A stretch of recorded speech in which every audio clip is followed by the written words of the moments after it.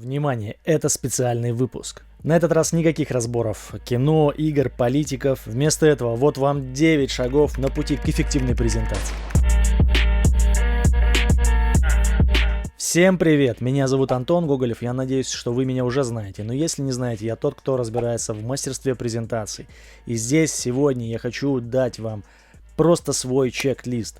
9 пунктов, которые я обязательно выполняю для того, чтобы подготовить свою эффективную, качественную презентацию. Мне порядком надоело, что пока я делюсь своими впечатлениями об играх, кино, политиках, у вас все еще остаются базовые вопросы. Пора бы их уже закрыть раз и навсегда. Я надеюсь, что это видео выполнит эту функцию. А в конце этого видео у меня для вас сюрприз. Очень любопытный анонс. Досмотрите. Итак, шаг номер 1. Делая любую вашу презентацию, готовя любое ваше выступление, прежде всего вы должны очень хорошо отдавать себе отчет, для кого вы это делаете. И сейчас мы не говорим с вами о философских рассуждениях, для вас это или для них. Это вопрос об исследовании вашей аудитории. Неважно, кто вы, юрист, бухгалтер, финансист, студент, большой босс. Вам и кому бы то ни было, мне в том числе, необходимо исследовать свою аудиторию, прежде чем ей что-то предлагать. Не существует никаких универсальных продуктов. Когда, например, обращаются к нам в агентство для разработки сайта или слайдов, часто говорят, что это для всех, для молодых, для старых, для женщин, для детей из регионов и из Москвы.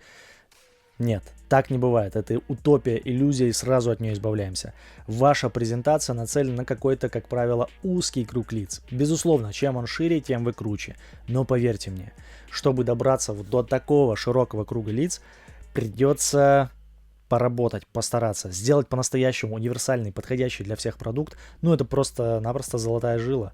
И если он у вас уже есть, то тогда вам, скорее всего, не нужен. Такой продукт сам себя продаст. Итак, когда готовите презентацию, подумайте, для кого она. Для начальника, для ваших коллег, для коллег, которые будут на конференции, для аудитории в YouTube, может быть, для ваших родителей или для второй половинки. Это все разные аудитории, у них разные боли, разные интересы и разные вещи на них работают. Кому-то подходят слайды, кому-то подходит видео, а кому-то подходит красивая поставленная речь. Шаг номер 2. Правильно ставьте цель. Когда вы четко ответили на вопрос, для кого вы делаете свое выступление, найдите ответ на вопрос, зачем им оно. Большинство из тех, с кем мне приходится работать или кто ко мне обращается, сталкиваются именно с этой проблемой и даже не догадываются об этом. Они готовят какие-то слайды или презентацию или выступление и даже не знают ответа на вопрос, зачем их слушать. Зачем их аудитории может быть полезно их выступление. Поэтому ответ про желание вашей аудитории – это чистой воды гипотеза. Чем точнее вы будете ставить свои гипотезы, тем качественнее будет ваша презентация, тем успешнее она будет. Как только вы научитесь выяснять, для кого вы делаете и зачем им это, ваша презентация станет гораздо лучше. Шаг номер 3. Всегда следуйте плану. В любой речи, в любом выступлении, которое вам понравилось, любой фильм, который вам запомнился, или даже рекламный ролик, имеет четкую структуру. Более того, у большинства из них она вообще одинаковая. В основе классной истории, классной презентации лежит сценарный план. Их огромное множество, есть большое количество учебников по сценарному мастерству, где их, пожалуй, десятки. Но я предлагаю вам всего один. Но тот, который точно работает, потому что его на протяжении долгого времени применяю я. В плане вашего выступления должно быть как минимум 4 пункта. Пункт 1. Контекст. Это та часть вашего выступления, в которой вы рассказываете о том, что в настоящее время происходит с вашей темой. Пункт 2. Проблема.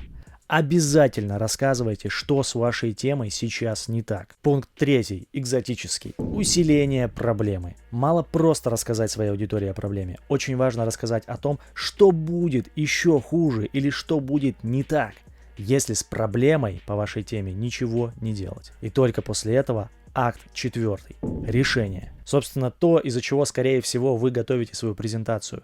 Все ради того, чтобы подвести вашу аудиторию, заинтересовать вашу аудиторию в 4 акте, в котором вы сдаете все преимущества своего продукта. Говорите им, насколько он эффективный, классный и доступный уже здесь и сейчас. И отсюда шаг номер 4. Никогда не просите решения в рамках своего выступления.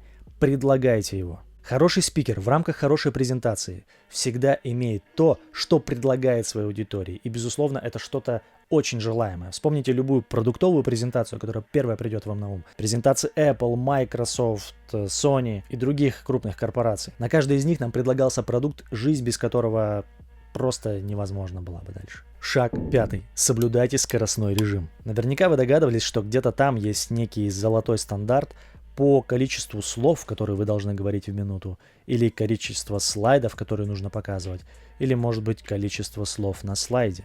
У меня есть для вас такие цифры. Согласно статистическим опросам, самая оптимальная скорость в рамках вашего выступления является 150 слов в минуту. Чтобы измерить скорость своей речи, просто прочитайте текст из 150 слов под секундомер. Такая же золотая цифра есть для количества слов на одном слайде. По мнению большинства пользователей компании SlideShare, на слайде не стоит делать больше 25 слов. Больше 25 слов на слайде лично по моему опыту обычно воспринимается уже как документ, показанный на большом экране.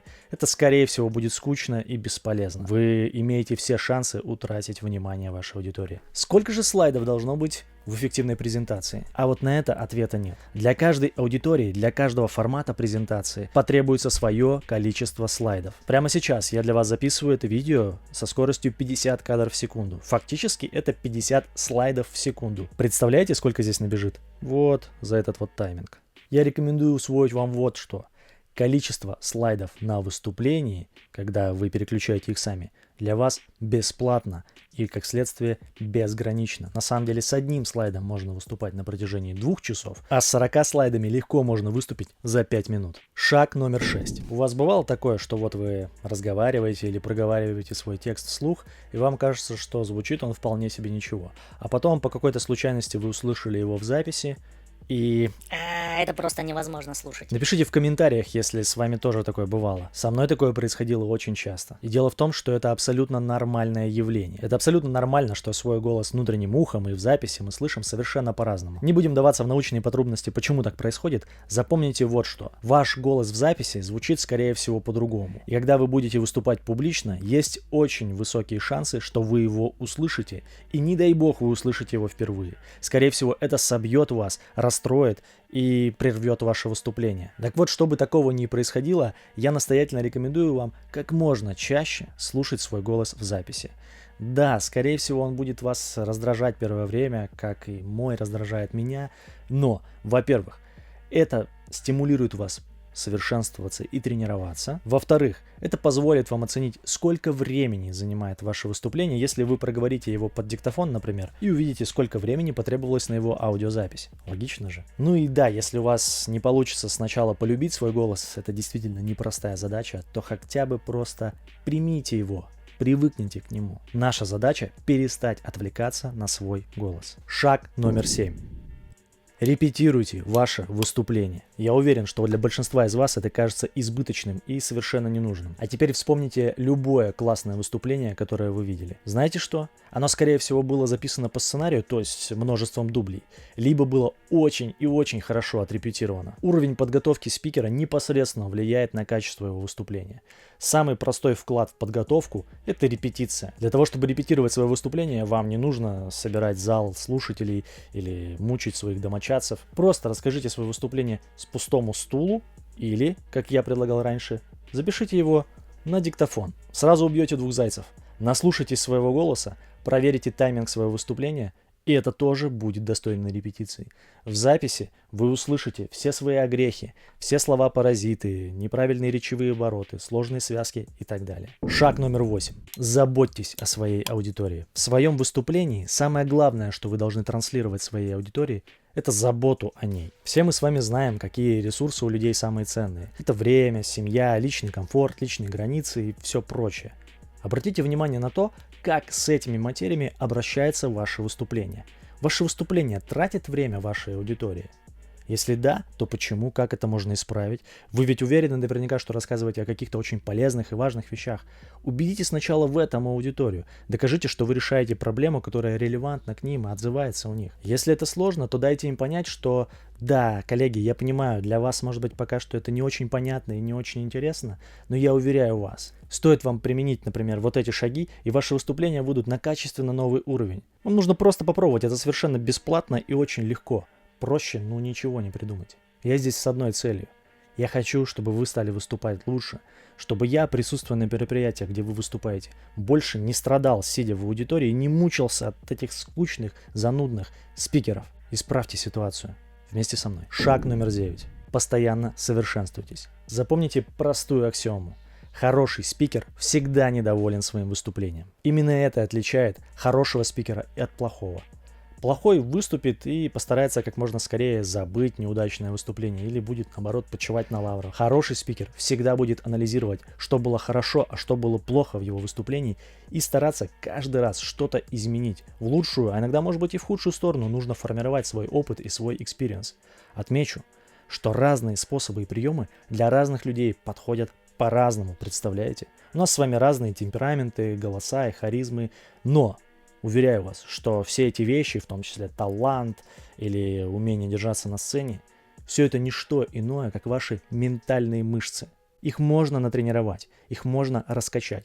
Просто постоянно давайте на них нагрузку, чуть больше, чем они привыкли выносить. Со временем вы почувствуете прирост в качестве своей речи, своих дизайнерских навыков в подготовке слайдов, в своем поведении на сцене и многом-многом другом. Например, мне, чтобы научиться записывать вот такие видео, пришлось записать не один десяток похожих, провести множество вебинаров, эфиров. Даже на этом канале вы можете видеть 4 выпуска и одно приглашение на мастер-класс.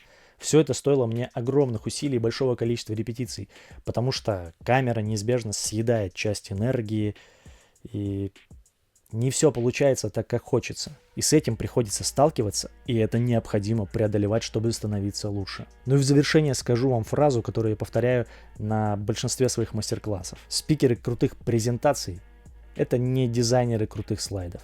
Это носители классных, полезных, своевременных решений. Стремитесь к тому, чтобы стать именно таким в рамках своего выступления, в рамках своей презентации.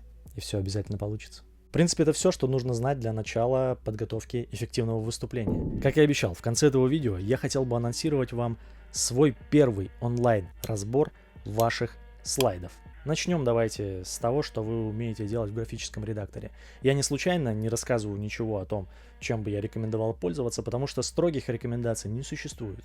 Вот то, чем вы умеете пользоваться, PowerPoint, Keynote или Prezi, этим и пользуйтесь. Я вам предлагаю провести следующее упражнение. Ровно через неделю, здесь же на YouTube, я проведу прямой эфир, где слайды, которые вы прислали мне накануне, уделю каждому 2-3 минуты, дам несколько комментариев, и, скорее всего, вы поймете, что можно улучшить и изменить в своих слайдах, или что вы, как минимум, делали неправильно. Как вам такой эксперимент? Разумеется, это абсолютно бесплатно, мне просто очень интересно узнать, на каком уровне находится моя аудитория, кто она, и я очень рассчитываю на ваши заявки для того, чтобы этот формат был по-настоящему живой. Если все пройдет бойко, живо и интересно, то я обязуюсь проводить такие эфиры как можно чаще. Ну а теперь переходите в описание к этому видео, ищите ссылку на форму для подачи своих слайдов и увидимся с вами на прямом эфире. Следите за анонсами. Пока.